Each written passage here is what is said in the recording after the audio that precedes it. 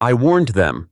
That was the part that kept echoing through my head while the rain hammered the canyon walls above Silver Mesa Estates.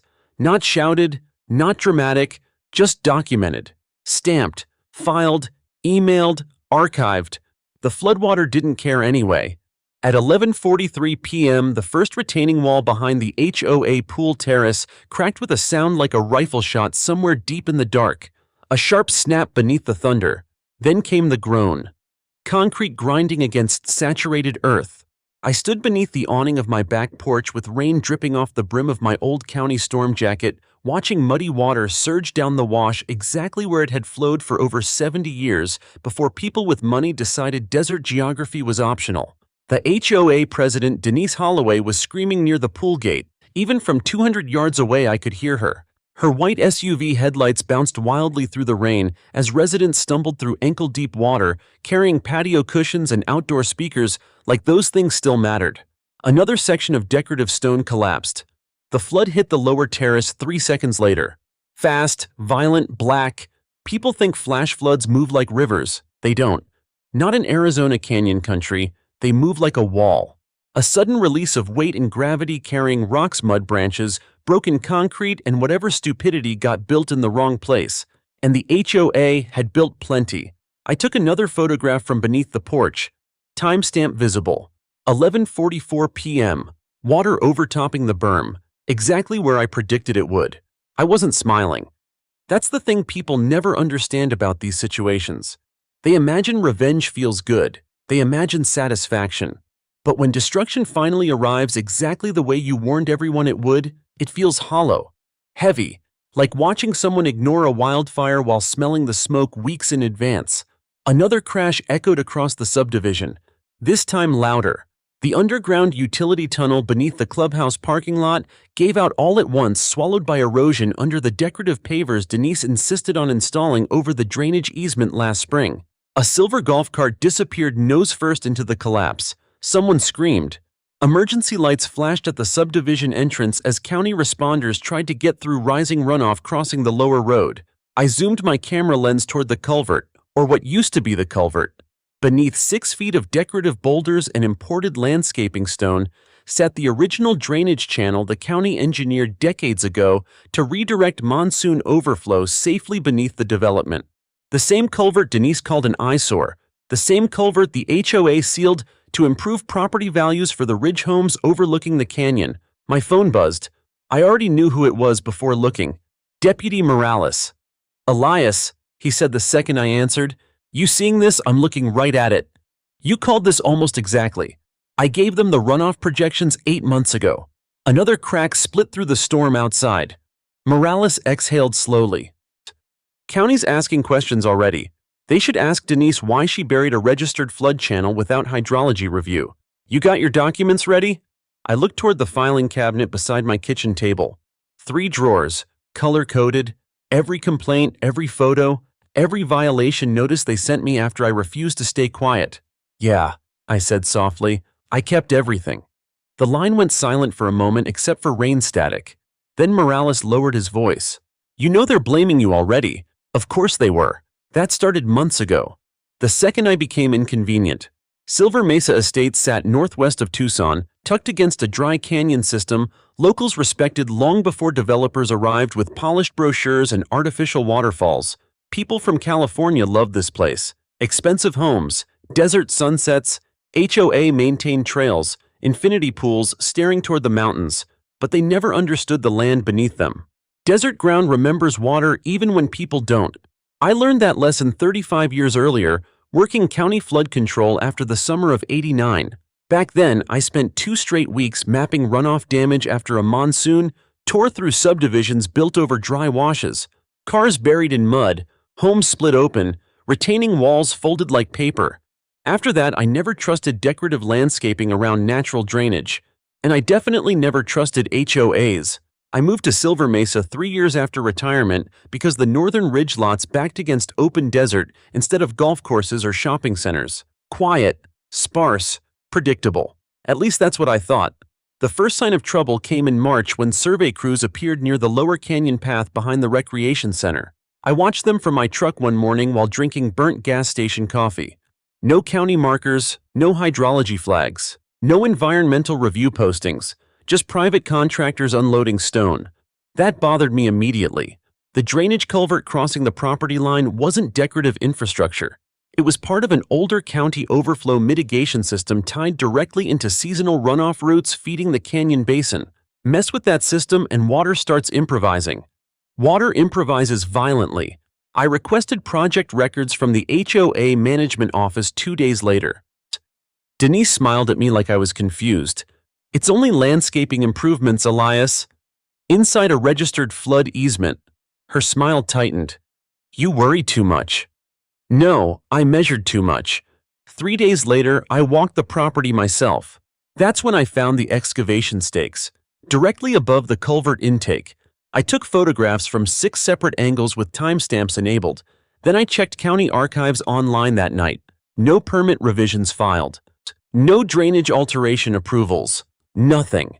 That should have stopped the project immediately. Instead, the HOA accelerated construction. Within 2 weeks, contractors dumped decorative boulders across the runoff entrance and raised a landscaped berm almost 4 feet high along the wash line behind the pool complex. Residents loved it. At first, the ugly drainage ditch disappeared beneath polished stone and desert flowers. Property photos for the HOA website suddenly looked cleaner, more luxurious. Denise bragged about it during the April community meeting. We transformed wasted space into usable beauty.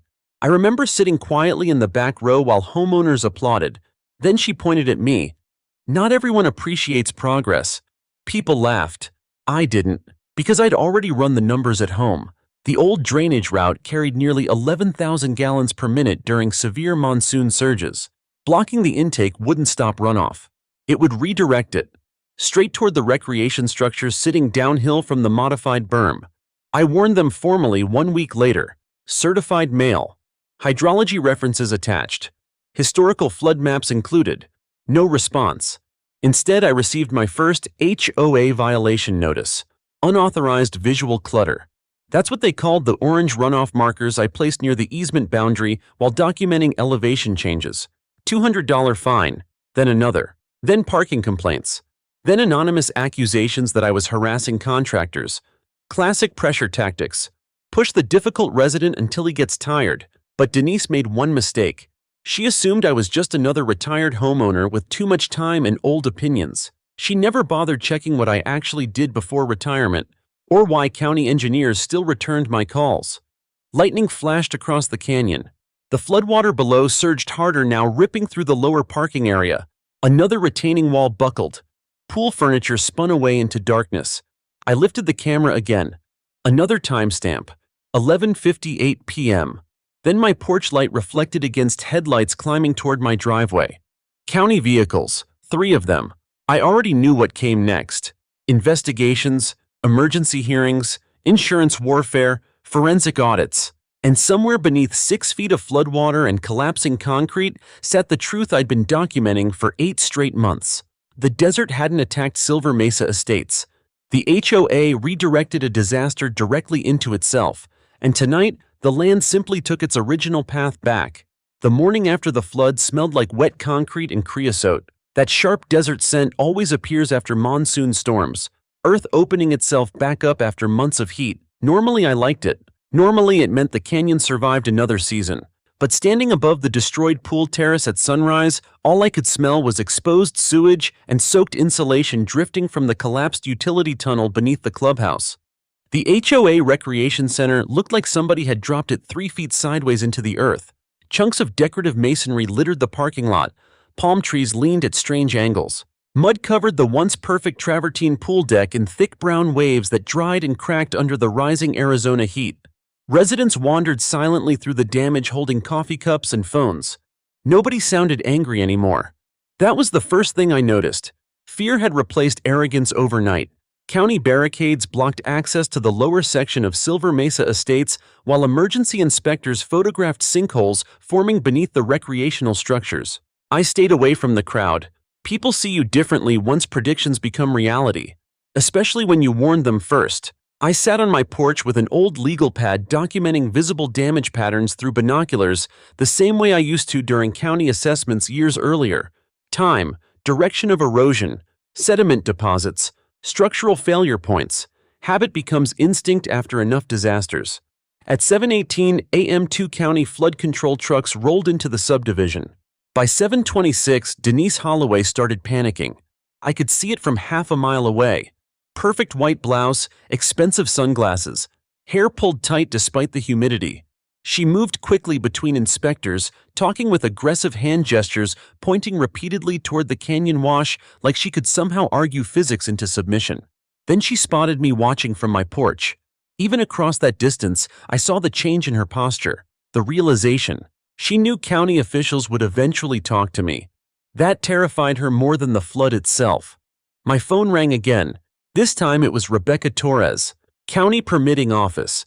We worked together years ago before retirement. You home? She asked. Where else would I be? We're heading your direction. How bad? She paused. That utility collapse exposed the original drainage channel. I leaned back slowly in the chair. Interesting. Completely enough to create problems. What kind of problems? The kind involving missing permits. I looked toward the canyon. The rainwater had ripped away sections of the decorative berm during the night. If the old concrete intake structure became visible beneath the landscaping project, Denise was finished. Not socially, legally. 20 minutes later, Rebecca arrived with two county engineers and a structural inspector wearing mud-covered boots. None of them looked happy. I invited them inside. My house wasn't fancy like the Ridge properties. Just a modest adobe-style home with deep shade porches and steel bookshelves filled with survey reports, topographic maps, floodplain manuals, and county drainage archives collected over 3 decades. One engineer stopped near the filing cabinet beside my dining table. You weren't kidding about documentation. I learned not to trust memory. Rebecca removed her sunglasses and sat heavily at the kitchen counter. We uncovered part of the original easement this morning. How much? Enough to confirm obstruction. I slid a folder toward her. Inside sat copies of every complaint I filed with the HOA board since March. Certified mail receipts attached. Inspection requests. Drainage diagrams. Elevation calculations. Timestamp photographs. Her eyes moved slowly through the pages. You sent all this to them repeatedly, and they find you instead. I nodded once. The younger engineer flipped through another binder beside him. Jesus, he muttered quietly. I understood the reaction. The evidence trail looked terrible for the HOA, not because of one mistake, because of repetition. Ignored warnings, suppressed records, construction without review, financial inconsistencies. Patterns matter in investigations, especially civil ones. Rebecca finally looked up at me. There's more. Of course there is. She pulled a folded county plat map from her bag and spread it across my kitchen table. Old paper, yellowed edges, hand markings from the late 70s. I recognized it immediately. Original Canyon Drainage Survey. One section near the recreation complex had been circled in red. Look here, she said quietly. I leaned closer, then stopped. There it was. The berm. Not permitted, not temporary, officially non-existent. I stared at the document for several seconds. That's impossible. That's what we thought. The county had no approved modification records for the drainage alteration project, meaning somebody either bypassed review procedures entirely or buried the paperwork. Both possibilities were catastrophic. The structural inspector crossed his arms. If they altered flood infrastructure without county approval, liability exposure here could hit 8 figures. Rebecca nodded grimly. And if reserve funds paid for unauthorized construction, state investigators will want financial records too. There it was. The real fear, not the flood damage. The money trail. HO. As survive angry residents all the time. What they rarely survive are accounting investigations tied to infrastructure negligence, especially luxury communities. I walked to the back window overlooking the canyon. Sunlight now exposed the damage clearly. The floodwater had carved directly beneath the recreation deck before collapsing the utility corridor. Water followed the blocked path exactly as runoff models predicted. No mystery, just gravity. Rebecca joined me near the glass. You know, Denise already told inspectors this was an unprecedented natural event. I laughed softly. That phrase again. Every negligent board in America says the same thing after ignoring engineering warnings. Unprecedented. As if rainfall personally targeted them out of spite. This canyon flooded in 1983, 1989, 1997, and 2006, I said calmly. County records show every one. I know, she built landscaping over a seasonal runoff channel. I know, and now she's trying to pretend the desert behaved unpredictably. Rebecca gave me a tired look. She's also claiming you harassed the HOA for months. Of course she was. Control the narrative early, standard defensive strategy. I opened another drawer from the filing cabinet and handed Rebecca a small stack of papers. What's this violation notices? She scanned them silently. Unauthorized signage, improper exterior storage, visual nuisance complaints, landscape non-compliance. Every citation appeared within days of my drainage objections. Her expression hardened. This is retaliation. Pretty clearly. The younger engineer looked toward me carefully. Why didn't you sue earlier? Fair question. I thought about it for a second. Because most people don't want war where they live. That was the truth. I'd seen enough conflict during county service, enough lawsuits, enough disaster aftermaths. Retirement was supposed to be quieter. But HOAs understand something dangerous about ordinary people. Most homeowners fear confrontation more than abuse, so boards push, little by little. Fines, pressure, embarrassment, until resistance feels exhausting. Unfortunately for Denise, she picked the wrong resident to isolate. Because while she spent months protecting property aesthetics, I spent months building a procedural timeline. Every interaction documented, every threat archived, every construction phase photographed from identical survey points. I even installed motion-triggered trail cameras overlooking the lower wash after contractors started working at night during April. Rebecca noticed the black equipment case near the hallway. You still have the camera footage. Backed up twice. Please tell me one caught the culvert work. I met her eyes. 3 angles. Silence filled the kitchen.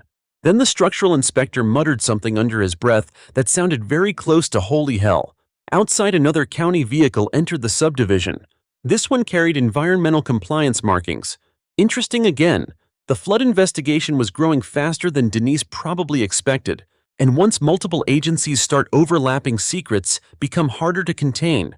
Rebecca carefully folded the old plat map. One more thing. What? She hesitated. The county clerk found irregular signatures tied to the landscaping permits. Forgery. Or fraud. Maybe both. The room suddenly felt quieter, hotter. Not because I was shocked, because I finally understood why Denise fought so aggressively to silence me. This wasn't about landscaping anymore.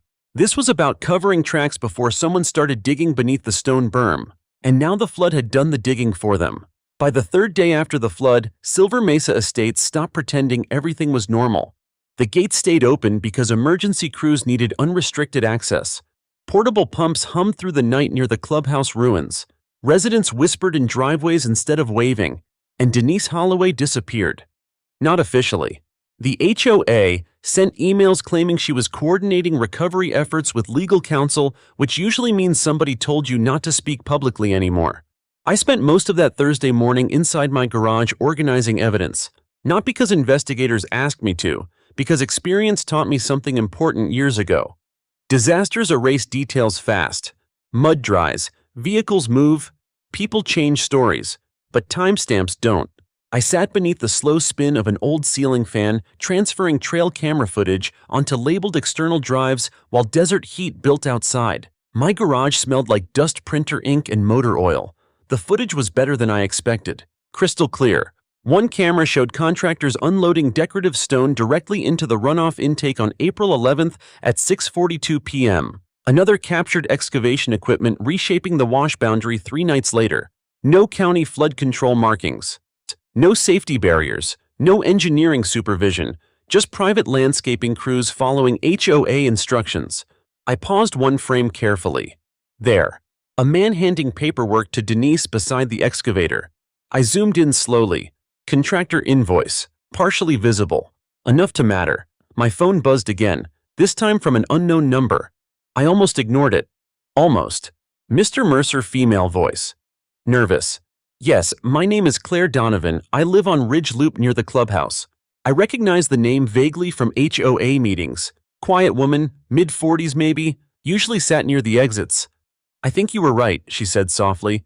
That sentence sounded heavier than she intended. What happened? My husband's on the finance committee. Interesting. I leaned back in the chair. And there are invoices missing. I stayed quiet. People reveal more during silence than questions. He found reserve fund transfers connected to the landscaping project, she continued. But the numbers don't match the contractor filings residents received. How far off? Almost 200,000. Now that got my attention. Not because the number shocked me, because inflated infrastructure contracts are one of the oldest HOA corruption methods in America. Hide the real work inside beautification projects, shift reserve funds quietly, count on residents never reading the ledgers closely. What does your husband think happened? I asked. He thinks Denise approved duplicate payments. Does he have proof? Not yet. That meant yes. Or close enough. I looked again at the paused camera frame showing Denise near the excavation equipment. You should tell him not to confront the board yet. Silence. Then carefully, you think records are going to disappear. They usually do. Another long pause followed. Finally, she spoke again, lower this time. He copied some files already. Smart man. Keep backups outside your home, I said. And don't discuss this over HOA email. You really think it's that serious? I looked toward the canyon through the open garage door. County crews were still digging exposed mud from the collapsed recreation area. Claire, I said quietly, they buried a registered flood easement under decorative stone after being warned multiple times. Syria started months ago. After the call ended, I opened a fresh notebook page and added another timeline entry. 11:14 a.m. Resident reports financial discrepancies tied to berm construction. Documentation never stops once the pattern begins. Around noon, Deputy Morales arrived at my property wearing mirrored sunglasses and carrying a paper cup of coffee that smelled burned enough to dissolve paint. You look terrible, he said. I slept 4 hours. Luxury. He handed me the coffee anyway. I took it. County Attorney's Office contacted us this morning, he said. That was fast. They're worried. About the flood, he gave me a look. No, about liability. Fair answer. We walked toward the edge of my property overlooking the lower canyon wash. From there, the damage looked even worse in daylight. The flood had carved a jagged trench beneath the recreation center parking lot, almost 12 feet deep in places. Exposed pipes hung from broken soil like snapped bones. Workers in reflective gear moved carefully near the collapsed utility corridor. Morales whistled softly. All this over landscaping. No, I corrected. All this over arrogance. That mattered. Nature doesn't destroy people because it's angry. Usually people engineer their own disasters first. Morales leaned against the fence rail. County pulled permit records this morning. And there's a problem with the signatures. I nodded once. Rebecca already hinted at that. The engineering authorization attached to the berm project belongs to a consultant who died 2 years ago. There it was. Real fraud now. Not incompetence, not negligence. Forgery. The kind that drags investigations out of civil court and into criminal review. Morales studied my face carefully. You don't seem surprised.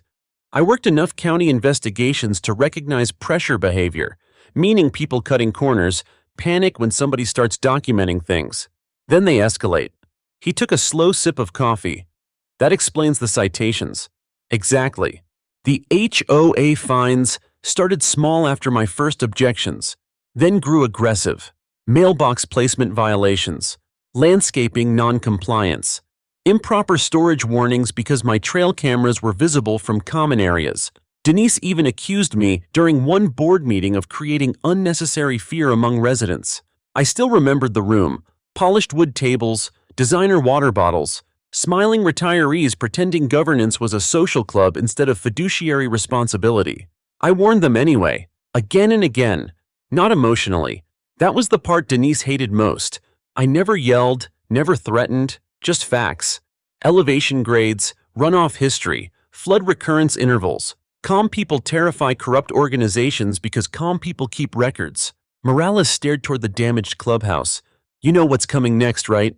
Insurance investigators and subpoenas? I nodded. Once financial irregularities overlap with infrastructure negligence, attorneys start circling like vultures, especially after visible destruction.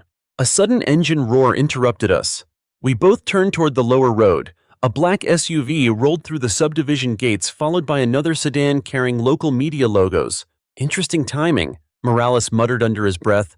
That won't help Denise. No, I said softly, it won't.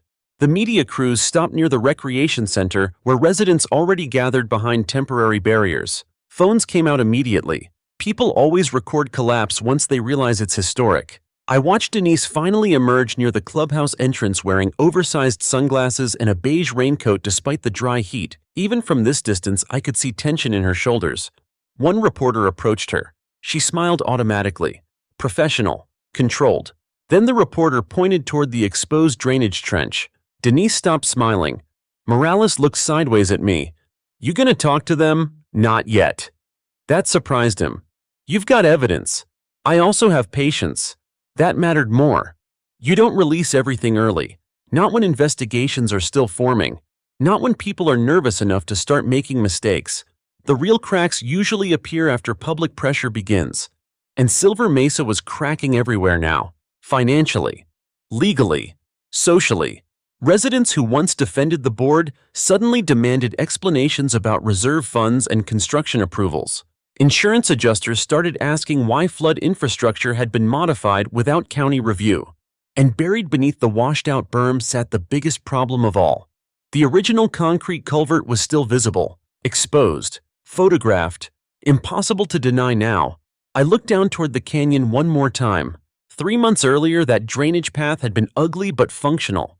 Now it looked like an open wound running through the center of the neighborhood. The desert had stripped away the landscaping. And underneath it, everyone could finally see what Denise tried to hide. The first official lie arrived in my mailbox 6 days after the flood. Not from Denise, from the HOA attorney. Cream-colored envelope, certified mail, expensive paper stock. The kind lawyers use when they want intimidation to feel elegant. I opened it at my kitchen counter while county excavation equipment rattled faintly in the canyon below. The letter accused me of contributing to public misinformation causing reputational harm to Silver Mesa Estates. I actually laughed, not because it was funny, because corrupt organizations always reach the same phase eventually. When evidence becomes impossible to hide, they attack credibility instead. The letter demanded I stop communicating with residents about the drainage collapse. It also suggested my unauthorized photography and surveillance activities violated HOA community standards. That part interested me, because it meant Denise knew about the trail cameras now. Good. Fear makes people careless. I set the letter beside my coffee and photographed it immediately with timestamp enabled. Then added it to the archive binder labeled Retaliation Timeline. By then my dining table looked less like a retirement home and more like a field investigation office. Survey maps covered half the surface. Floodplain diagrams sat stacked beside county plats and printed email chains. Every document told the same story. Silver Mesa's board didn't accidentally ignore warnings. They systematically buried them. Outside, the Arizona heat returned fast after the storm. The canyon baked under hard sunlight while workers installed temporary fencing around the sinkhole near the clubhouse. Residents moved slower now, quieter. You could feel the subdivision dividing itself in real time. One side still defended the HOA because accepting corruption meant admitting they trusted the wrong people. The other side had started asking questions. Dangerous questions, like where reserve funds went, or why county inspectors never approved the berm project, or why Denise's brother-in-law suddenly received landscaping contracts worth nearly $500,000. That last detail surfaced around noon. Claire Donovan came to my house carrying a cardboard document box and enough anxiety to power a city block. I let her inside quickly. You weren't followed, I asked. I don't think so. Not comforting. She placed the box on the kitchen table carefully like it contained explosives. Invoices, she whispered. I opened the lid. Copies. Bank transfers. Internal budget revisions. Contractor payment schedules. My eyes stopped on one specific name immediately. Desert Crest Exterior Solutions. I knew that company, or rather I knew its owner. Tyler Holloway. Denise's younger brother. Of course, Claire sat across from me rubbing nervous hands together. My husband copied everything before the finance portal locked him out. When did that happen? This morning. Too late for Denise. I flipped slowly through the records. Duplicate charges. Inflated material costs. Emergency maintenance fees billed months before the flood even happened. Then I found the landscaping authorization file. My stomach tightened immediately. The engineering approval page looked wrong. Not visibly fake. Worse, artificially assembled. Old county seals scanned onto newer formatting. Signature alignment slightly off-center. Permit language inconsistent with current regional codes. Sloppy enough for someone experienced to notice. Professional enough to fool ordinary residents. Claire watched my expression carefully. What is it? I slid the document toward her. This permit package was altered. Her face lost color. You're sure I spent 32 years reviewing county infrastructure applications? I tapped the page softly. This wording hasn't been used since 2018. Silence filled the kitchen. Then came the realization. Not just negligence. Fraud. Intentional. Calculated. Claire leaned back slowly. Oh my God. I looked toward the canyon through the window. No, I said quietly. Not God. Denise, that afternoon, county investigators officially closed the recreation center. Yellow notices appeared across the property citing structural instability and potential code violations tied to floodwater intrusion. Residents gathered in small clusters, reading the warnings aloud while contractors removed electronics from the damaged clubhouse. I drove down near the lower lot around 3 p.m. to photograph erosion patterns before cleanup crews altered the site further. The heat rising from the soaked pavement smelled metallic and rotten. Mud still coated the pool deck in thick brown streaks. Broken lounge chairs sat twisted against fencing like storm debris from a coastal hurricane instead of a desert subdivision. A county hydrologist I recognized from years ago spotted me near the barricades. Mercer, Danny, he shook his head while studying the collapsed utility corridor. This whole thing's a nightmare. How bad underneath? Worse than expected. He pointed toward exposed concrete beneath the washout. They poured reinforcement directly across runoff dispersion lines, meaning the floodwater couldn't spread naturally once redirected. Pressure concentrated instead, straight beneath the clubhouse foundations. Exactly what my runoff calculations predicted months earlier. Danny lowered his voice. We also found fresh concrete around the old culvert entrance. How fresh? Within 6 months. That matched the construction timeline perfectly. I took several photographs while workers measured sinkhole depth. Then another voice interrupted from behind me. Still collecting material for your little campaign, Denise. I turned slowly. She looked exhausted beneath the makeup, sunglasses hiding swollen eyes, perfect posture barely holding together, but anger still burned underneath. That part survived the flood just fine. This isn't a campaign, I said calmly. It looks like harassment. I almost admired the commitment. Even now, even standing beside the destroyed property she caused. Denise crossed her arms. You've poisoned this neighborhood against the board. No, I said quietly. The flood did. Her jaw tightened. For months you spread fear and paranoia. For months I documented drainage obstruction. You're not an engineer anymore. That landed exactly how she intended. Dismissive, public, condescending. I met her stare without raising my voice. And you're not above county law. The silence between us sharpened instantly. Nearby residents pretended not to listen while absolutely listening. Denise stepped closer. You think you've won something here? I looked toward the collapsed recreation center, then the exposed culvert, then the county inspection teams photographing everything. This isn't winning, I said. This is evidence. For the first time since the flood began, uncertainty crossed her face. Tiny, but visible, because she finally understood something dangerous. I wasn't improvising. Everything I said could be supported. Every warning archived. Every elevation change documented. Every retaliation notice preserved. Denise had spent months treating governance like image management. I treated it like an investigation. She turned away first. That mattered too. After she left, Danny exhaled slowly beside me. She's in serious trouble. Yes. You think criminal? I watched workers uncover more buried concrete near the old runoff channel. Depends how deep the paperwork problem goes. But deep down I already suspected the answer, because forged permits rarely exist alone. They usually protect something larger. Money, kickbacks, unauthorized contracts, maybe reserve fund theft. And once investigators start pulling financial threads during a disaster inquiry, entire systems unravel fast. My phone buzzed again before sunset. Rebecca Torres. You sitting down? She asked immediately. That bad? The county attorney subpoenaed HOA financial records. I looked toward the darkening canyon. And Denise reported a server failure this morning. Of course she did. Classic panic move. Records suddenly disappearing right after investigations begin. Rebecca continued carefully. Problem is, county IT already mirrored portions of the permit database during the flood response. Now I smiled slightly. Not from joy, recognition. Denise spent months trying to bury evidence beneath concrete and landscaping, but systems leave shadows, digital trails, metadata, archived submissions, and somewhere inside those mirrored files sat the real timeline of what Silver Mesa's board approved, or forged, or tried desperately to erase before the water uncovered everything. The emergency HOA meeting started at 6 p.m. sharp. By 5:15, the parking lot was already full. Residents stood in clusters beneath the fading desert light, holding printed emails, photographs, insurance notices, and copies of county warnings somebody had leaked online earlier that morning. Nobody smiled anymore. Silver Mesa Estates used to hold meetings like social events, wine tables, catered snacks, polite applause after landscaping proposals. Now people arrived angry or scared. Sometimes both. I parked near the back beside a row of county utility trucks still stationed near the damaged recreation center. The clubhouse itself remained closed after structural inspectors declared part of the lower foundation unstable. So the HOA moved the meeting into the temporary fitness annex uphill. Smaller room, lower ceiling, bad choice. Tension feels heavier in confined spaces. I carried one legal binder under my arm and walked past residents whispering near the entrance. Conversation stopped briefly when they saw me. Not hostile this time.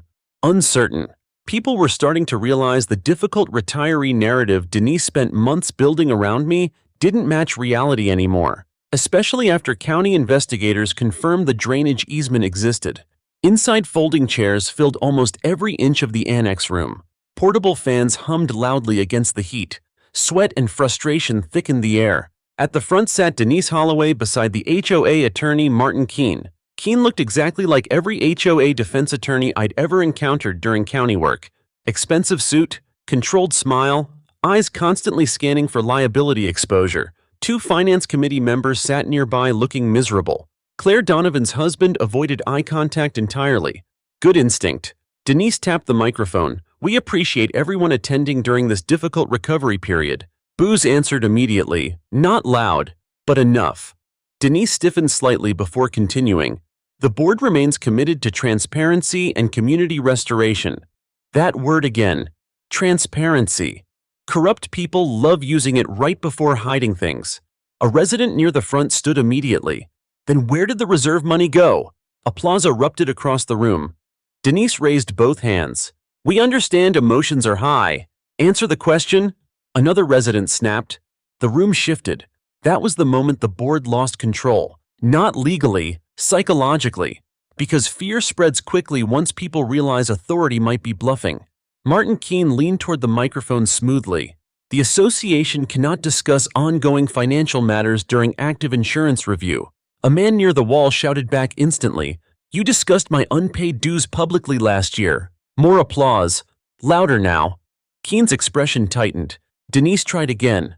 "The flood was an unprecedented environmental event." "No, it wasn't." My voice cut through the room before I fully realized I'd spoken. Silence followed immediately. Every face turned toward me. I stayed seated, calm.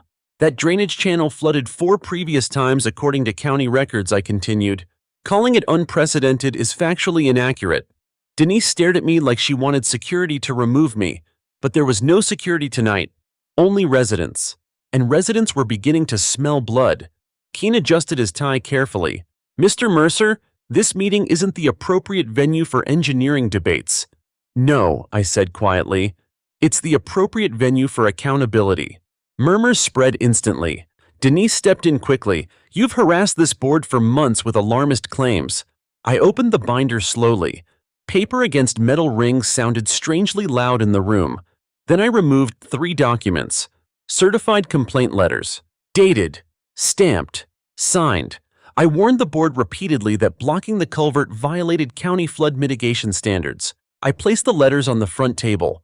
Those warnings were ignored. Another resident stood near the back. "Is it true the permits were fake?" There it was. The room froze. Denise answered too quickly. "No, mistake. Fast denials always sound rehearsed." Keene leaned toward the microphone immediately after. "There's currently no verified evidence of fraudulent permitting activity." Technically careful wording. Lawyer language. But residents caught the difference instantly. No verified evidence wasn't the same as no fraud. Questions exploded across the room. Why was the drainage covered? Who approved the berm? Why did reserve dues increase twice? Why did Tyler Holloway get the contract? That last one hit hard. Denise's face changed immediately. Too late again. The crowd noticed. Claire's husband finally stood, hands shaking slightly. I was on the finance committee. The room went silent again. Poor man looked terrified. But once people cross a certain line, psychologically staying silent becomes harder than speaking. He swallowed hard. There were duplicate contractor payments tied to the landscaping project. Gasps spread instantly. Denise shot upright. That's completely inappropriate. There are invoices, he interrupted weakly. I copied them before system access changed. Now the room erupted. Residents shouted across each other. Chairs scraped violently against the floor. Somebody demanded Denise resign immediately. Keene stood fast. This meeting is adjourned. Nobody listened. That's another thing about community collapse. Once trust breaks publicly, authority stops functioning normally. Denise pointed directly at Claire's husband. You illegally accessed protected association records? No, I said calmly from my chair. He accessed financial documents tied to mandatory resident dues. Keene turned toward me sharply. You are not counsel in this matter, Mr. Mercer. Correct. Not anymore. I retired 12 years earlier. But retirement doesn't erase training. That part Denise never discovered. Not fully. During my final decade working county flood control, I served inside the Investigative Compliance Division, reviewing infrastructure fraud tied to emergency mitigation funding. Half engineering, half legal procedure, enough to understand evidence preservation better than most HOA attorneys expected from retirees. I stood slowly. No theatrics, no shouting, just steady. Residents have the right to inspect association financial records under Arizona HOA disclosure statutes, I said, especially during active liability disputes involving reserve expenditures. Keene's expression shifted slightly. Recognition? Finally. He realized I wasn't guessing. The room grew quieter again. People listen differently once legal language enters calmly instead of emotionally. I continued. If permits were altered, if flood infrastructure was modified without county approval, and if reserve funds financed unauthorized work, then this board has exposure far beyond insurance claims. Nobody moved. Nobody spoke. Even Denise looked suddenly smaller beneath the fluorescent lights. Then someone near the back asked the question that changed everything. Did the board know the flood risk before construction? Silence. Long silence. And silence is powerful in public meetings. Because silence answers things words can't. Denise tried finally. We relied on contractor assurances. Wrong answer. Not because it was false. Because fiduciary duty doesn't allow blind reliance during infrastructure modification, especially involving drainage. Several residents began speaking at once again. Resign. We want records. You lied to us. You buried the culvert. Keene whispered urgently toward Denise now. Damage control mode. Too late again. Then the annex doors opened. County investigators entered. 3 of them, including Rebecca Torres. The room went completely silent. Rebecca walked directly toward the front table, carrying a thick document envelope.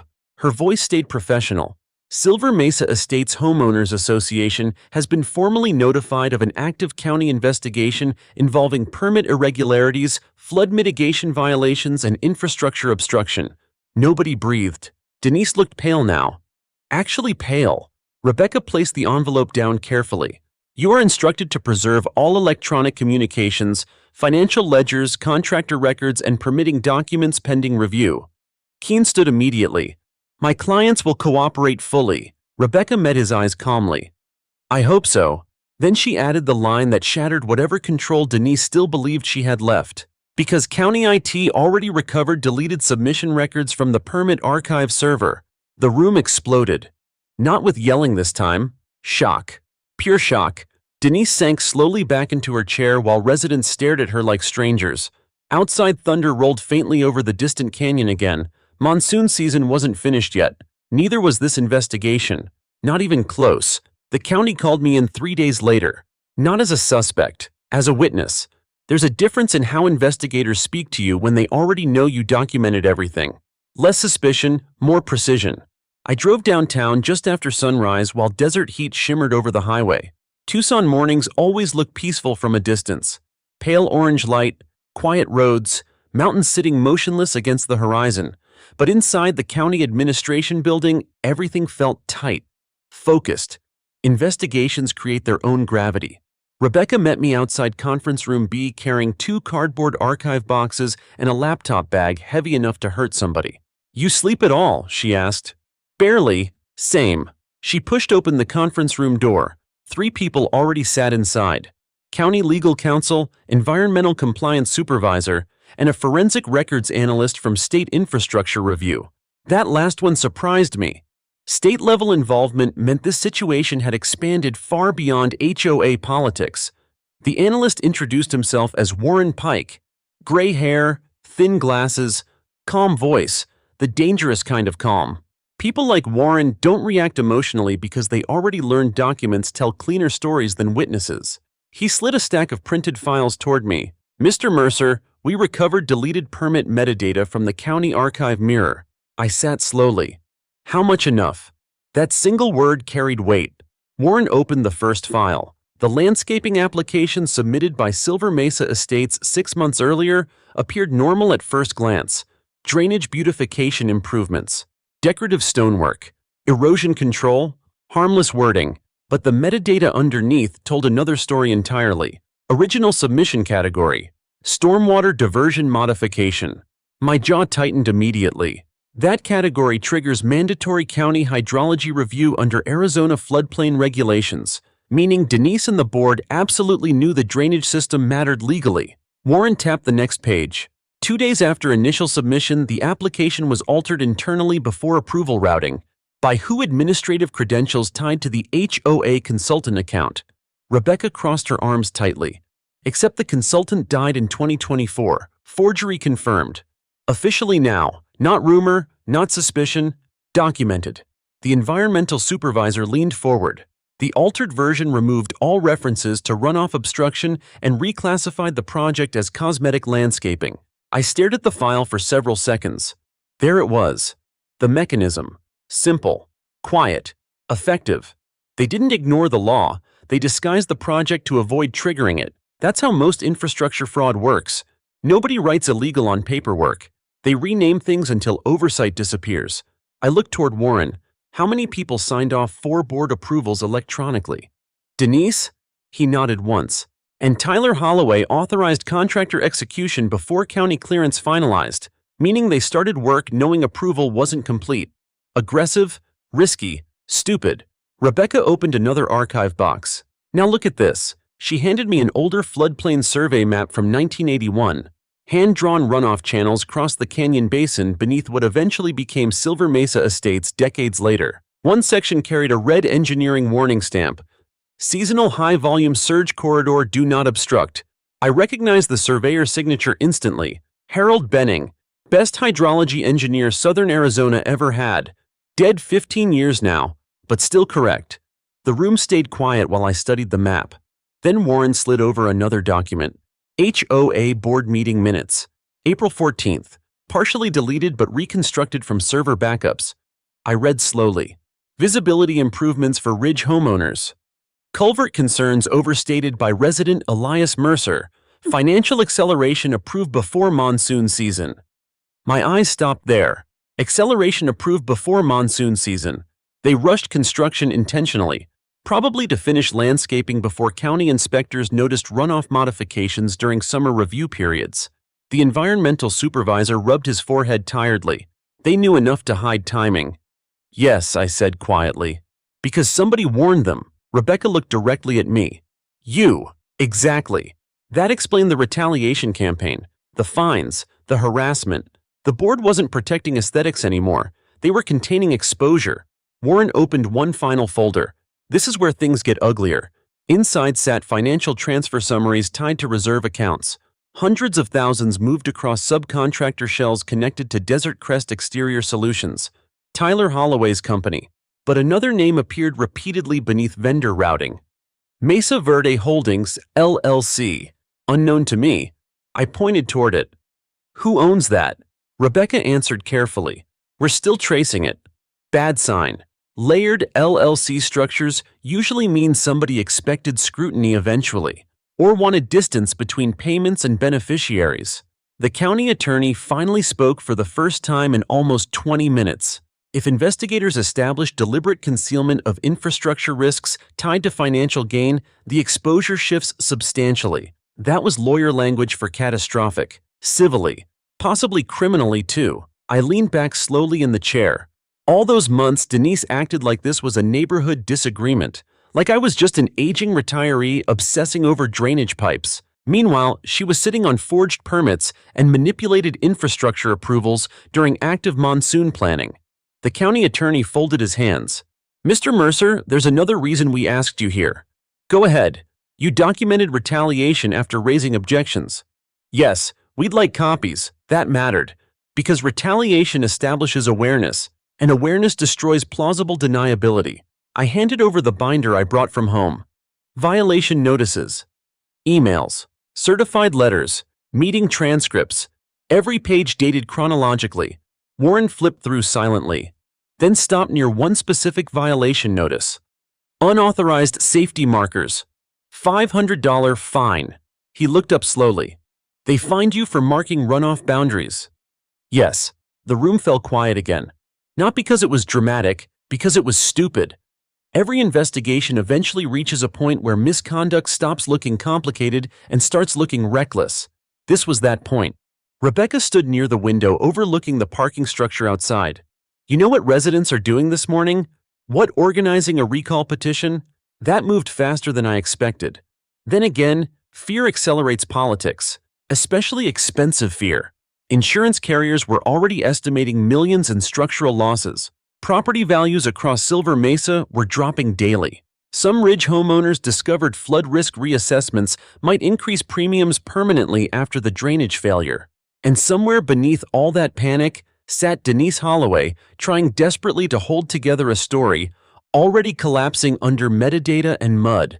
The county attorney closed his notebook. "One final question, Mr. Mercer." I looked toward him. "When did you first realize this wasn't simple negligence?" Easy answer. "The night they fined me for documenting the culvert." "Why then?" "Because honest boards don't punish evidence." Nobody replied. They didn't need to. Outside the conference room, phones rang constantly across county offices handling flood response claims and infrastructure reviews. Systems moving, investigations expanding. The desert had already exposed the physical damage. Now the records were exposing intent. And intent changes everything. Before leaving, Rebecca walked me toward the elevator quietly. "You were right about one thing," she said. Only one small smile, then serious again. "This subdivision wasn't destroyed by weather." I looked through the lobby glass toward distant storm clouds building again over the mountains. "No," I said softly. "It was destroyed the moment they decided the laws of water could be negotiated like HOA rules." The second storm system arrived 8 days later, smaller than the first one, but by then, nobody inside Silver Mesa Estates trusted rain anymore. Residents watched the sky like people waiting for bad medical results. Contractors worked 12-hour shifts reinforcing temporary drainage trenches around the damaged recreation center. County warning signs multiplied across the subdivision entrances. Flood mitigation zone, unstable ground conditions, restricted access. Property values were collapsing almost as fast as Denise Holloway's authority. And somewhere inside all that chaos, I finally found the piece that tied everything together. Not in the flood damage, in the terrain itself. I spent most of Tuesday morning hiking the Upper Canyon Ridge with a private hydrology survey team hired collectively by 6 residents preparing civil action against the HOA board. That alone said everything about how badly trust had broken. Homeowners suing their own association. The lead surveyor, Priya Shah, moved carefully across the rocky slope, carrying a tablet linked to elevation scanners and historical runoff overlays. "You were right about the diversion angle," she said without looking up. "I wish I wasn't." She crouched beside a cracked wash channel exposed by the flood. The berm didn't just block flow. She pointed downhill toward the destroyed recreation area. It concentrated it. Exactly. Most residents imagined the flood like overflowing water spreading randomly through the subdivision. That wasn't what happened. The decorative berm Denise approved functioned like a funnel. It narrowed a naturally dispersed runoff corridor into a compressed hydraulic surge. Once the monsoon overwhelmed, the buried culvert pressure redirected beneath the recreation structures instead of across the open wash basin designed decades earlier. In simpler terms, the HOA engineered a water cannon pointed directly at itself. Priya pulled up the digital terrain model. Blue runoff lines streaked across the canyon map like veins. "See this?" she asked. She highlighted the old drainage corridor. This original design allowed energy dissipation across a broad sediment field. Then she toggled the updated terrain overlay. The runoff path tightened violently toward the pool complex. Now the force channels through a 28-foot constriction point. I stared at the screen. There it was. Visual proof. Not theoretical anymore. The flood didn't behave unpredictably. It followed the altered terrain exactly. Priya zoomed farther downhill. Another issue appeared immediately. The underground utility corridor beneath the clubhouse. Concrete reinforcement, pipe routing, electrical lines, all sitting directly inside the redirected hydraulic pressure zone. I exhaled slowly. Jesus. Priya nodded grimly. Whoever approved this ignored every modern floodplain principle. No, I said quietly. They ignored them because the view sold better. That was the real motive underneath everything. Money. The Ridge homeowners hated looking at the old concrete culvert cutting through the canyon behind the pool terrace. Denise promised luxury aesthetics instead of flood infrastructure. So the board buried ugly reality beneath decorative stone. And now reality was digging upward again. Around noon, we reached the upper retention ridge where the original runoff markers still sat partially buried beneath mud and desert grass. I stopped walking. Something looked wrong. Fresh tire tracks. Recent. Priya noticed too. These aren't county vehicles. No, too narrow. Private utility tires. We followed the tracks downhill roughly 200 yards before finding disturbed soil beside an exposed inspection junction near the damaged wash corridor. The metal access hatch sat partially open. My stomach tightened immediately. Someone's been here. Priya crouched carefully near the hatch. Recently. The mud around the opening still held moisture from disturbed sediment. I pulled my phone out and photographed everything. Timestamps first, always. Then we opened the hatch fully. Inside sat a secondary runoff bypass pipe tied into the buried culvert system. Except half the pipe had been freshly cut apart. Deliberately. Priya stared at it in disbelief. What the hell, I understood instantly. Evidence removal, or attempted evidence removal. The bypass pipe connected directly into the original county overflow design. If investigators mapped it fully, they'd see exactly how the HOA altered flow compression during the landscaping project. Someone was trying to erase structural proof before county engineers finished excavation. I photographed the cut sections carefully. Fresh saw markings. Recently disturbed bolts. Then another detail caught my eye. A contractor label stamped near the pipe bracket. Desert Crest Exterior Solutions. Tyler Holloway again. Of course. Priya stood slowly. You need to call this in immediately. Already dialing. Deputy Morales answered on the second ring. Tell me you found something useful. Try obstruction of an active infrastructure investigation. Silence. Then location. I gave coordinates. His tone changed instantly. Nobody touch anything. Wasn't planning to. Within 40 minutes, county investigators arrived alongside environmental compliance officers and 2 sheriff deputies. Word spread through Silver Mesa faster than wildfire. By sunset, residents gathered near the temporary barricades whispering about sabotage. And honestly, that's what it was. Not dramatic movie sabotage. Real-world panic sabotage. The kind desperate people commit when systems start uncovering buried decisions. Morales crouched beside the cut pipe while investigators photographed tool marks. Fresh cuts, he muttered. Very. He looked toward me carefully. You know what this means? Yes. Tampering changes investigations. Before Denise could still pretend the flood resulted from mistakes. Negligence. Miscommunication. Poor oversight. But people don't secretly cut apart buried drainage evidence after a disaster unless they're afraid of what investigators will find. That suggests awareness, intent, conscious exposure, dangerous territory legally. County engineers spent hours mapping the bypass system beneath the wash. Turns out the original culvert network included overflow pressure release channels specifically designed to disperse monsoon surges safely across open canyon ground. The HOA modifications disrupted all of it. Every single safeguard. By nightfall, Rebecca called me again. They're escalating the case. How far state investigators requested forensic accounting access. There it was. The line nobody crosses back from. Forensic accounting means financial crimes are now part of the conversation officially, not just engineering failure. I sat outside on my porch after the call ended, watching distant lightning flicker over the mountains. The desert air smelled electric again. Another storm building. Somewhere downhill, residents packed valuables into vehicles just in case evacuation orders returned. Silver Mesa looked haunted now. Dark windows, half-empty streets, construction floodlights glowing over collapsed ground. And in the middle of it all sat Denise Holloway's unfinished monument to cosmetic perfection. The buried culvert, the decorative berm, the engineered disaster. My phone buzzed one last time before midnight. Unknown number again. I answered cautiously, then froze slightly at the voice. "You don't know me," the man said quietly, "but I work the excavation project, contractor." I stayed silent. He continued carefully. "They knew the drainage was illegal before construction started." My grip tightened around the phone. "How do you know?" "Because we were ordered to work nights after county review requests came in." There it was. Confirmation. Not accidental concealment. Coordinated concealment. The man lowered his voice further. "I saved copies of the original site instructions."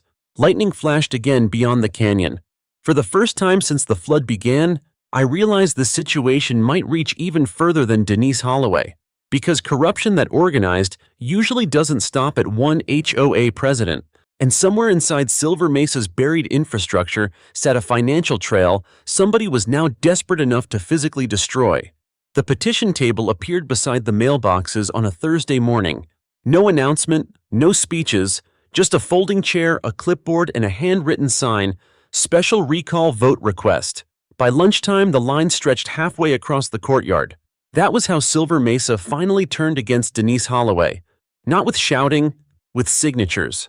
Quiet people are dangerous once they stop being afraid. I watched from across the parking lot while residents who spent months avoiding conflict suddenly waited in 100-degree heat just for the chance to write their names beneath a legal document. Retirees, veterans, young couples, even Ridge homeowners who once defended the landscaping project because it improved the canyon view behind their million-dollar homes. Fear changes priorities fast, especially when insurance companies begin sending letters. 3 separate residents received flood risk reassessment notices that week. Another discovered her policy renewal might triple because the subdivision now carried documented runoff instability. The beautiful improvement project Denise promised had officially become a financial infection spreading through the entire neighborhood. Claire Donovan waved me over near the petition table. "You seeing this? I am." She looked exhausted but steadier now. Anger had replaced fear. 400 signatures already. That number mattered. Silver Mesa only held around 600 occupied properties, meaning the board was losing control catastrophically fast.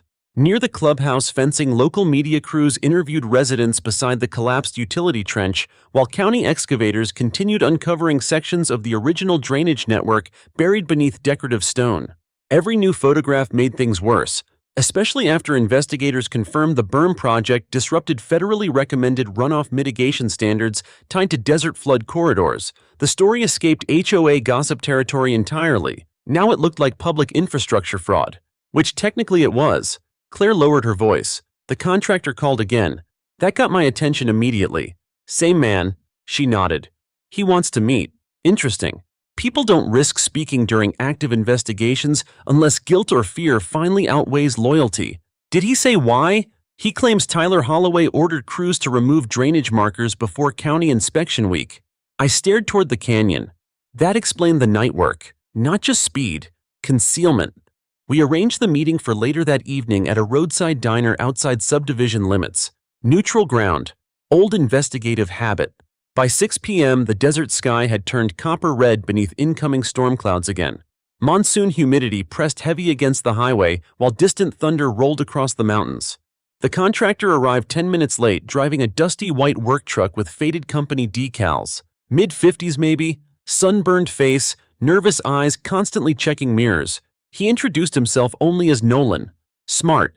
He sat across from me in the diner booth and ordered coffee he barely touched. "You recording this?" he asked immediately.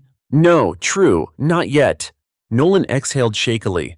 "I didn't know the whole thing was illegal at first. That usually means you suspect it eventually." His silence answered enough. Rain started tapping lightly against the diner windows. He leaned forward carefully. Tyler told us county review was already handled. When March. That contradicted the recovered permit metadata entirely. I stayed quiet while Nolan continued. We started excavation normal at first. Then everything changed after somebody from the county requested runoff documentation. Me. Probably. Nolan rubbed tired eyes. After that, Tyler ordered us to move equipment only after dark. Their paperwork. He nodded once. I copied work orders after the flood. That mattered enormously. Why? His jaw tightened. Because one of my guys almost got buried when the first washout started during construction. I felt cold despite the heat. When was this? April 17th? Weeks before the disaster. Nolan pulled a weathered envelope from inside his jacket. Inside sat photocopied crew directives, night excavation schedules, drainage removal instructions, equipment staging maps. Then one page stopped me completely. Remove county markers prior to inspection. Signed electronically by Tyler Holloway. Below it sat another note. Denise approved. There it was. Direct coordination. No ambiguity left anymore.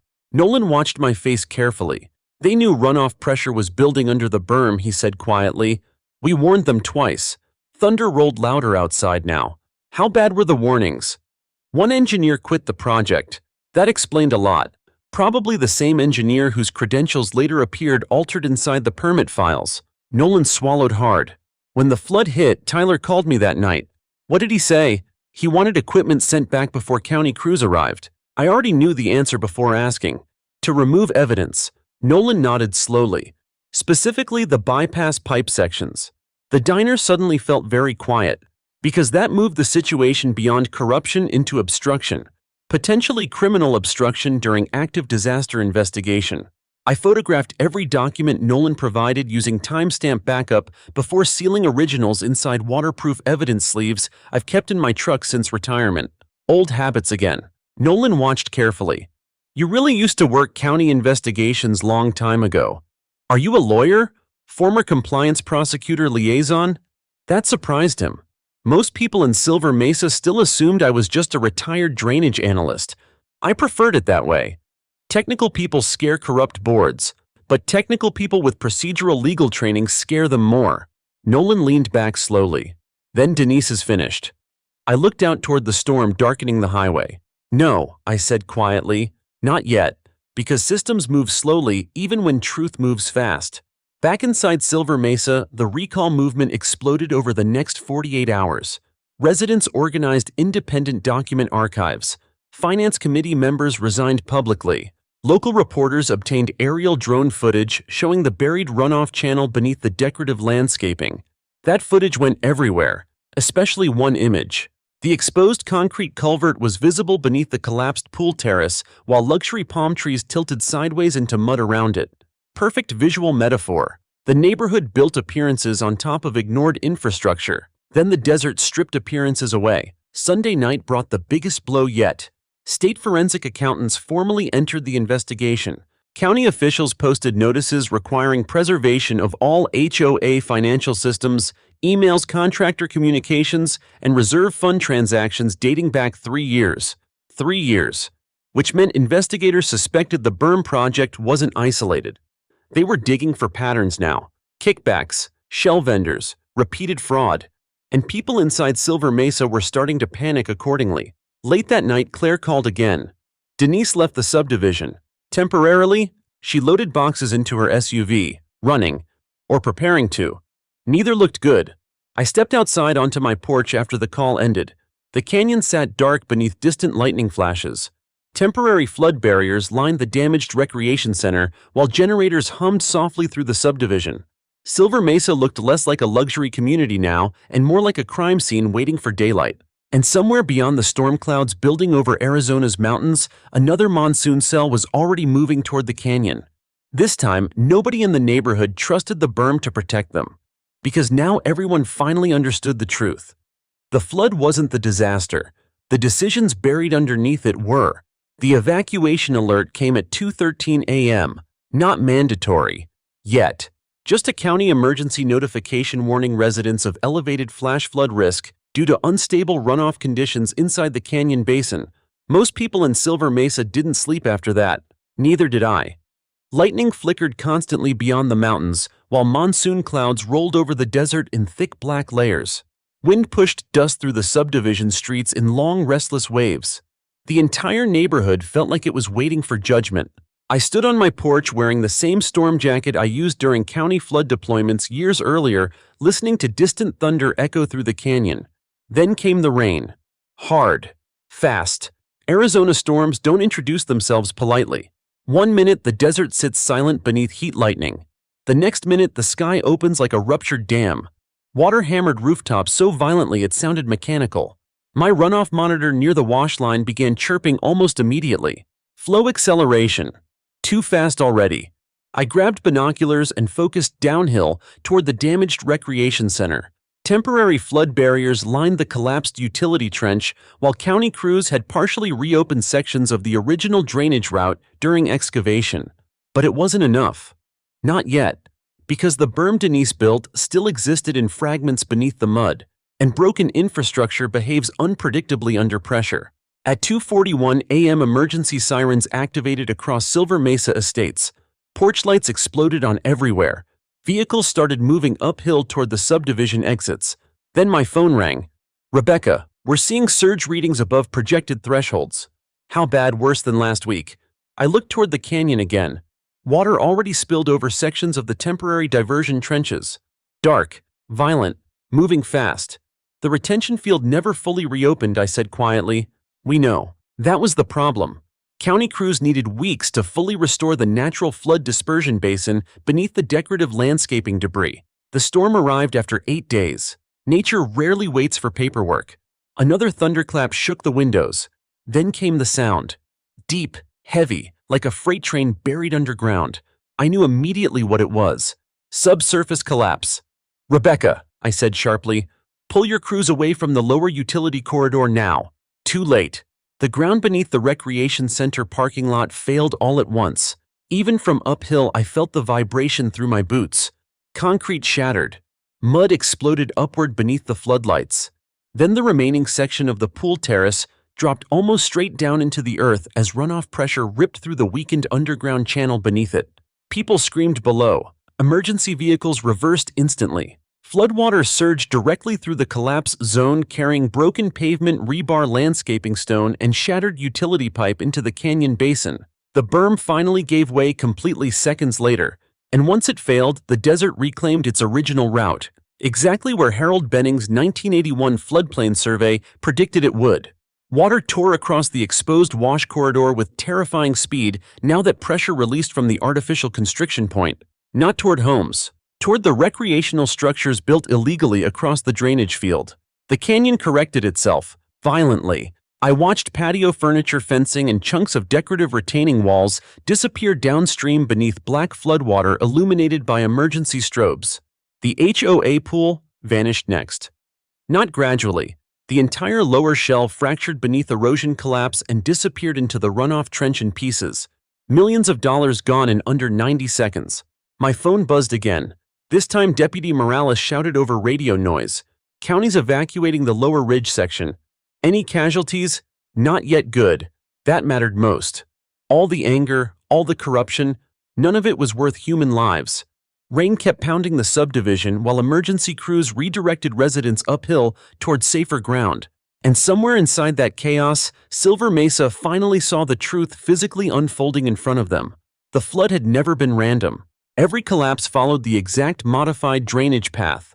Every failure connected directly back to the buried culvert.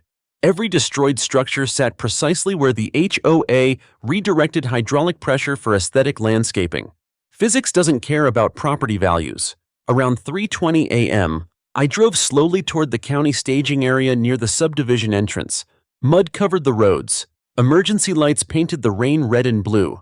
Residents huddled beneath blankets and umbrellas beside sheriff vehicles while reporters filmed from behind barricades. Rebecca stood near the command trailer, soaked completely through despite wearing county rain gear. "You called the utility collapse exactly," she said. "The subsurface erosion was already undermined."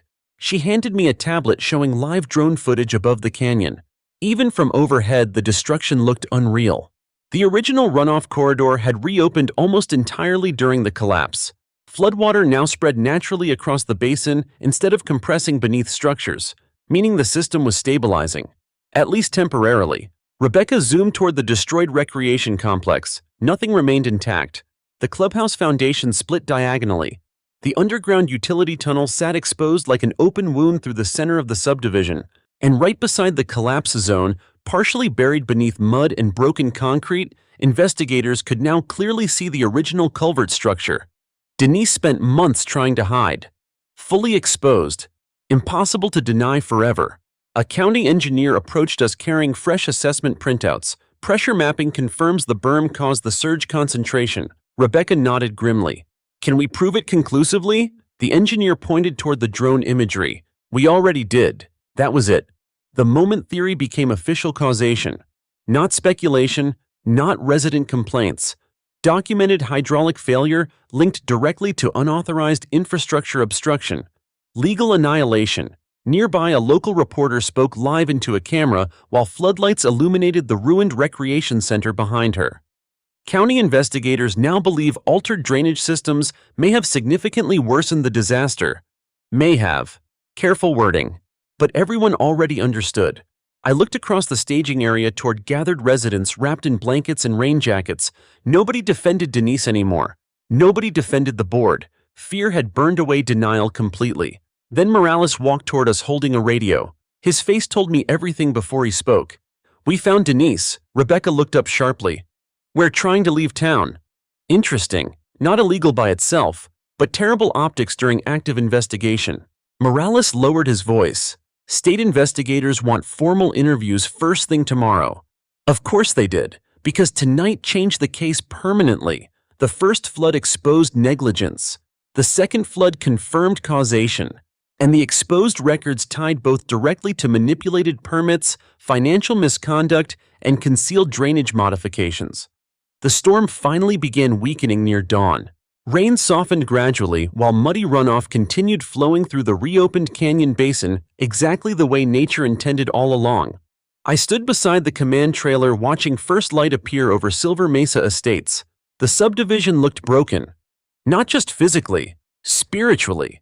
The illusion was gone now. No amount of landscaping stone or luxury branding could cover what the canyon uncovered beneath it. And somewhere below the mud beneath the shattered pool deck and collapsed utility tunnels sat the buried concrete culvert that warned them from the very beginning. The HOA tried to erase it. Then the desert dug it back up itself. 3 months later, the courtroom was almost completely full. Residents from Silver Mesa filled the wooden benches wearing neutral colors and exhausted expressions. Nobody looked triumphant anymore. That surprised outside reporters. They expected a spectacle, public humiliation, shouting, drama. But real community collapse doesn't leave people energized. It leaves them tired. The flood damage had mostly been cleared by October. The destroyed recreation center was gone entirely, now replaced by fenced dirt lots and exposed drainage channels awaiting county redesign approval. No more decorative berms, no more imported stone waterfalls. Just open the earth, the way the canyon originally needed to breathe. I sat quietly near the rear beside Rebecca Torres while attorneys arranged stacks of exhibits beneath fluorescent courtroom lights. Across the aisle, Denise Holloway looked older than I remembered. Smaller too. The confidence was gone. No designer white suits anymore. No polished HOA president posture. Just a gray jacket, pale hands and eyes fixed downward toward the defense table. Tyler Holloway sat beside separate counsel 2 seats away.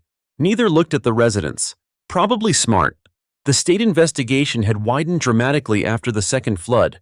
Forensic accountants uncovered nearly $740,000 in diverted HOA reserve expenditures routed through layered subcontractor shells tied to the landscaping project. Duplicate invoices, altered permits, deleted communications, unauthorized infrastructure modifications, and worst of all, internal emails proving the board knew county flood review was required before construction began.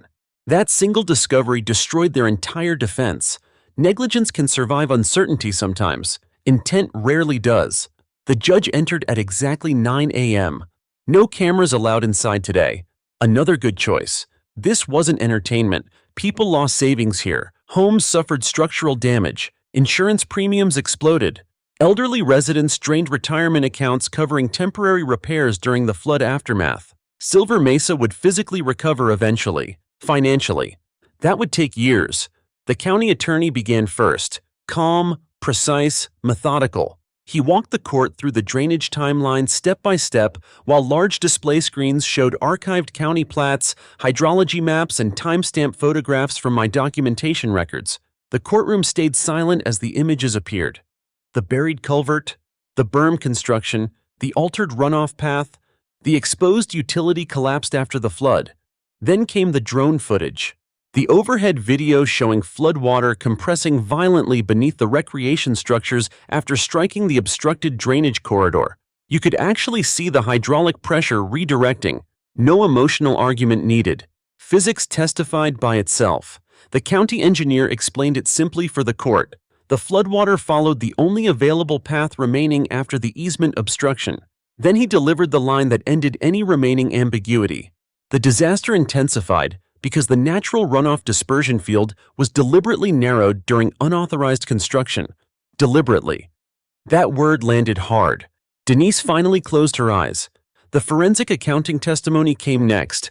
Honestly, that part hurt the residents more than the flood footage. People can emotionally rationalize storms. It's harder to rationalize betrayal. The accountants showed reserve fund transfers disguised beneath landscape enhancement stabilization categories, while contractor shell companies redirected money across LLC networks tied back to Tyler Holloway's operations. Several residents quietly cried during that testimony. Not loudly, just silent tears from people realizing their mandatory HOA dues funded the destruction of their own neighborhood. The courtroom felt heavier after that. Then came the retaliation evidence. My evidence. The county attorney displayed violation notices sent to me after I raised flood concerns publicly. The timeline appeared on screen beside archived emails and certified complaint letters. Warning submitted. Fine issued. Drainage concern raised. Harassment complaint filed. Over and over. Pattern evidence. The judge studied the records carefully for several minutes, then asked quietly, "The association penalized a resident for documenting flood risk markers." "Yes, Your Honor." Silence again. That silence mattered more than shouting ever could. Denise's attorney attempted damage control during cross-examination.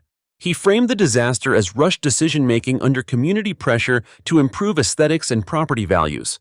Not malicious, just irresponsible. But then the county introduced the deleted email recovery logs. That changed everything again.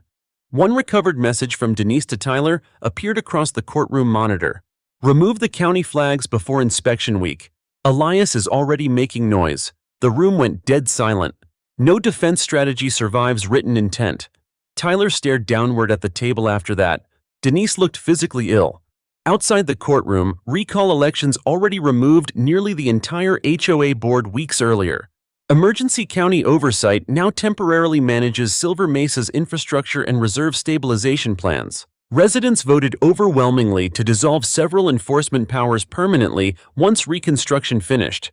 No more unchecked architectural authority, no more private infrastructure modifications without independent review. The neighborhood learned the hard way what happens when governance becomes vanity. By late afternoon, the judge delivered preliminary findings. Civil liability confirmed. Financial misconduct was referred for expanded state review. Mandatory forensic audit ordered. Infrastructure reconstruction subject to permanent county oversight. Then came the final part. The judge looked directly toward Denise Holloway before speaking. Homeowners associations hold fiduciary obligations to residents, not aesthetic ambitions. When boards suppress warnings, manipulate records, and retaliate against residents raising legitimate safety concerns, the resulting damage extends far beyond property. Nobody moved. Nobody breathed. The court finds clear evidence that this disaster was materially worsened by deliberate obstruction of known drainage infrastructure. There it was, official, permanent. The truth entered the public record forever.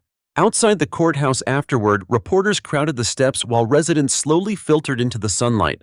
Nobody celebrated. That part's important. Justice and happiness aren't always the same thing. Claire Donovan stood beside me near the parking lot holding coffee she forgot to drink. "It still feels unreal," she said quietly. I understood. For months, Silver Mesa residents thought they were fighting over landscaping aesthetics and HOA politics. Instead, they uncovered financial corruption buried beneath flood infrastructure. The desert simply exposed it first. County reconstruction crews reopened the original runoff basin completely before winter. Native erosion controls replaced the decorative berms. Hydrologists restored the canyon dispersion field according to the 1981 floodplain designs Harold Benning drafted decades earlier. Turns out the old engineer understood something modern boards forgot: nature does not negotiate, especially in the desert. A week later, I walked the restored wash corridor alone near sunset. The canyon looked scarred still, raw earth, fresh grading, broken sections waiting for reseeding. But the water had somewhere safe to go again. That mattered. Wind moved softly through the reopened basin while distant thunder echoed beyond the mountains one final time. Another storm eventually would come. They always do. But next time the canyon would carry the flood the way it was designed to. Not the way an HOA board wanted it to look in promotional photos. I stopped beside the restored concrete culvert before heading home. The same structure Denise buried beneath decorative stone months earlier now sat fully visible beneath evening light. Plain, functional, unimpressive, and somehow beautiful for exactly that reason, because truth usually is.